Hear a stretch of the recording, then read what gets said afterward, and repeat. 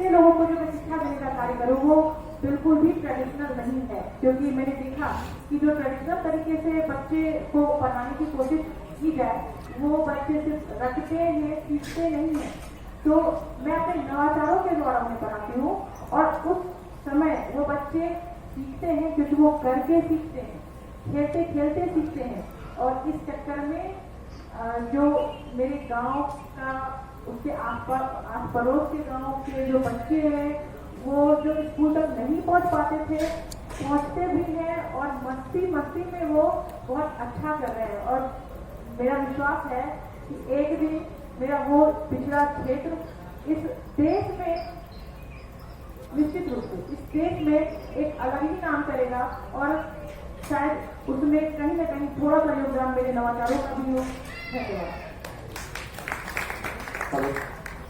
मेरा नाम मेरी रफ्तार में सूरज की किरण नाज करे, ऐसी परवाज़ के मालिक के गगन नाज करे।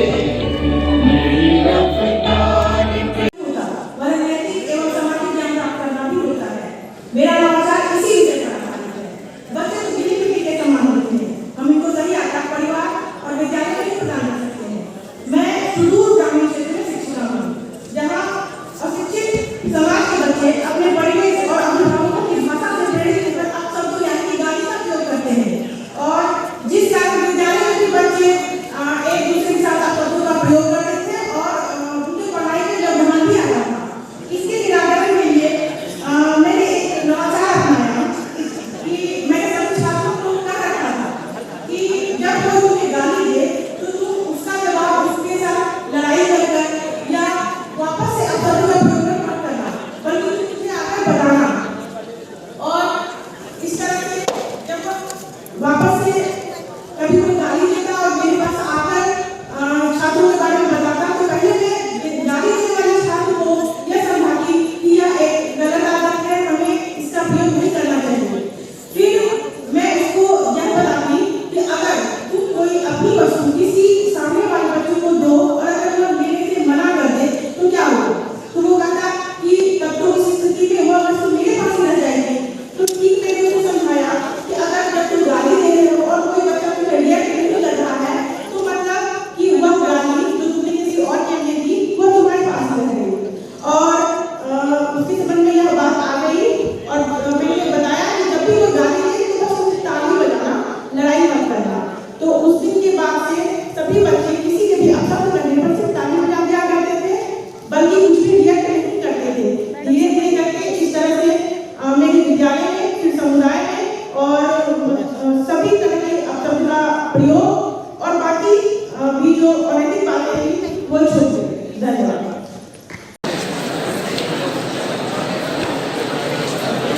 तालियों की गूंज के साथ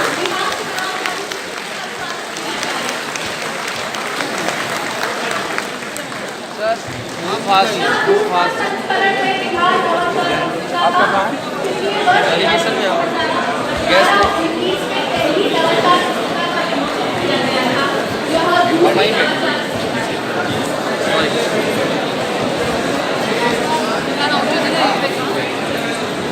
और वे सभा में उपस्थित अन्य शिक्षकों का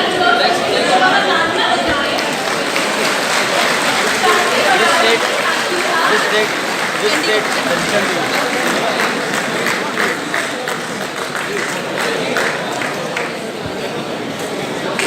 बहुत बहुत धन्यवाद बिहार के नवाचार आपसे अनुरोध है कि अपना स्थान ग्रहण करें। अब मैं अनुरोध करूंगी चंडीगढ़ के नवाचार शिक्षकों की वह मंच के पास उपस्थित होकर तैयार हो जाए।